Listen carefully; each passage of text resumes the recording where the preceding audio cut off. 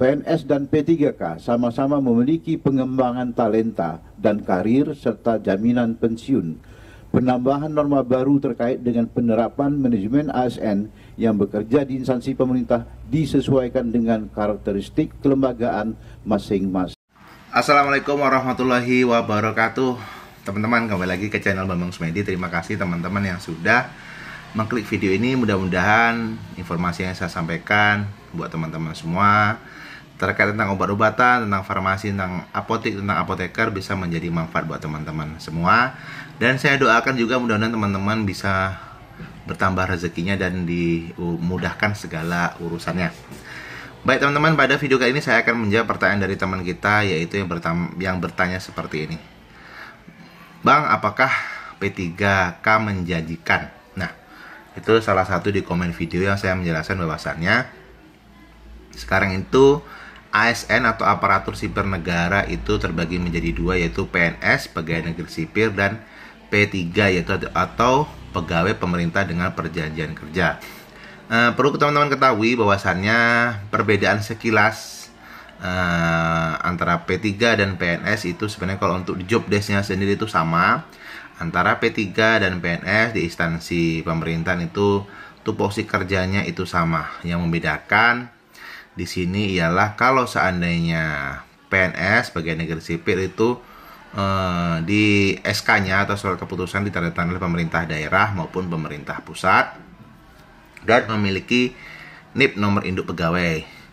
Sedangkan kalau dan tanpa perlu perpanjangan kontrak. Sedangkan P3 yaitu pegawai pemerintah dengan perjanjian kerja itu harus menandatangani kontrak itu biasanya 1 tahun ataupun setiap 2 tahun sekali, dan SK-nya ditandatangani oleh pemerintah daerah atau pemerintah pusat. Dan perbedaan lain lagi selain itu ialah kalau PNS itu biasanya pembagian gaji itu ada gaji pokok dan gaji tunjangan, baik itu tunjangan profesi maupun tunjangan daerah ataupun tunjangan yang lain. Sedangkan kalau untuk P3K itu hanya satu gaji.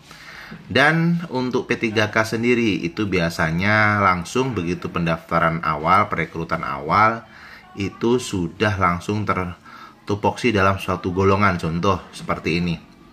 Misalnya S1 sarjana, baik itu sarjana farmasi atau sarjana apapun itu, masuk perekrutan P3K, lulus dan langsung akan masuk dalam golongan.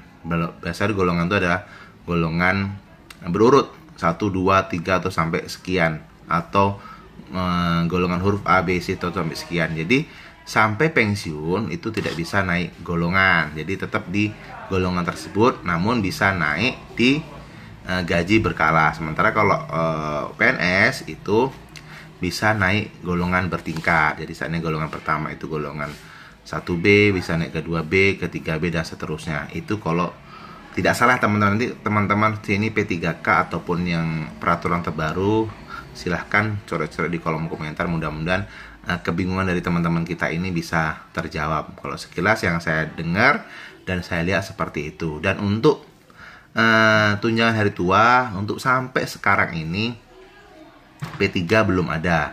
Namun peraturan sedang digodok, sedang diolah oleh pemerintah pusat bahwasanya nantinya teman-teman P3K ini juga akan mendapatkan tunjangan hari tua atau dana pensiun seperti PNS sesuai dengan golongan teman-teman pada saat penerimaan dan pada saat akhir nanti pensiun. Oke, mungkin itu informasi yang dapat saya sampaikan. Dan kembali lagi ke pertanyaan, kalau itu prospek atau tidakkah, atau menjanjikan atau tidakkah?